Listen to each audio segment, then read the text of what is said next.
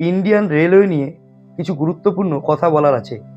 আচ্ছা বলুন তো, নন এসি রিজার্ভেশন কামরা আর জেনারেল কামরার মধ্যে আদৌ কি কোনো ফারাক আছে? আপনি যে কোনো ট্রেনে উঠুন, আপনি নন এসি কামরায় রিজার্ভ করে আপনি ট্রেনে উঠে দেখুন, আপনার জায়গায় কালু, দেহলু, নীলু এরা বসে আছে। ফ্যামিলি নিয়ে পা ছড়িয়ে বসে আছে।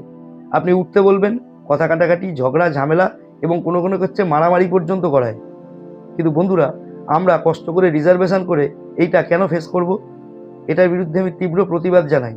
এখনো পর্যন্ত সেইভাবে এটা নিয়ে কোনো রকম ফেসবুক পোস্ট বা সোশ্যাল মিডিয়া পোস্ট বা ইউটিউব ভিডিও বা কোনো হ্যাজ নামতে দেখলাম না। তাই আমার মনে হয় এইটা নিয়ে অবশ্যই কথা বলা উচিত। তাই আমি বলছি যে আপনি নন এসি কামরায় রিজার্ভ করে কখনোই শান্তিতে ট্রাভেল করতে পারবেন না। আপনি উঠে দেখবেন সেখানে মুড়ি মুড়কির মতো উঠে জেনারেল বগির লোক উঠে বসে আছে।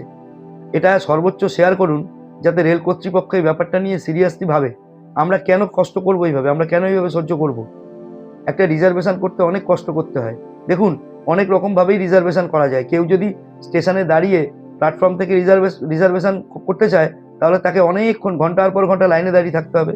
যদি কোনো এজেন্ট দিয়ে রিজার্ভেশন করায়, তাহলে কিছু পয়সা বেশি দিতে হবে। আর যদি নিজে ল্যাপটপ বা মোবাইলে রিজার্ভেশন করে, তাহলে এরকম হাঁ করে মোবাইলের দিকে তাকিয়ে থাকতে হবে, মানে বেশ কিছুক্ষণ সময় ধরে। তো এইগুলো তো একটা মানুষের এফর্ট, কষ্ট, পয়সা, এগুলো নষ্ট করার পরে একটা মানুষ রিজার্ভেশন করে বহু কষ্ট করে। রিজার্ভেশন তো পাওয়াই যায় না, আজ ওয়েটিং কাল আরএসি হ্যান ত্যান চলতেই থাকে। তারপরেও কপালক্রমে যারা পায়, তারা যদি ট্রেনে উঠে দেখে যে তার জায়গায় অন্য লোক বসে আছে, তখন মাথাটা তো চটকে যাওয়াই স্বাভাবিক। হ্যাঁ কি না? আপনারা কি বলেন? তাই জন্য বন্ধুরা, ভিডিও ভালো লাগলে অবশ্যই লাইক করুন, চারিদিকে শেয়ার করুন। এটা মোটেই আমাদের পক্ষে মানে মেনে নেওয়া পসিবল না। পয়সা দিয়ে টিকিট কেটে ট্রেনে উঠতে হয়, তারপরে এগুলো সহ্য করবো কেন? আর সবচাইতে বড় কথা, এইরকম প্রবলেমে যখন পড়বেন, তখন ত্রিসীমানায় আপনি টিটিকেও দেখতে পাবেন না, কোনো আরপিএফকেও দেখতে পাবেন না। এটা ভীষণ লজ্জার। এবার অনেকে বলবেন যে সব মানুষকে কি করে ঠিক করা যায়? এটা তো মানুষের বোধ, কি করে এটা ঠিক হবে? না, অবশ্যই ঠিক করার পন্থা আছে। প্রতিটা কামরায় যদি একজন সশস্ত্র আরপিএফ থাকে, তাহলে এই ঝামেলা হারগিজ হবে না।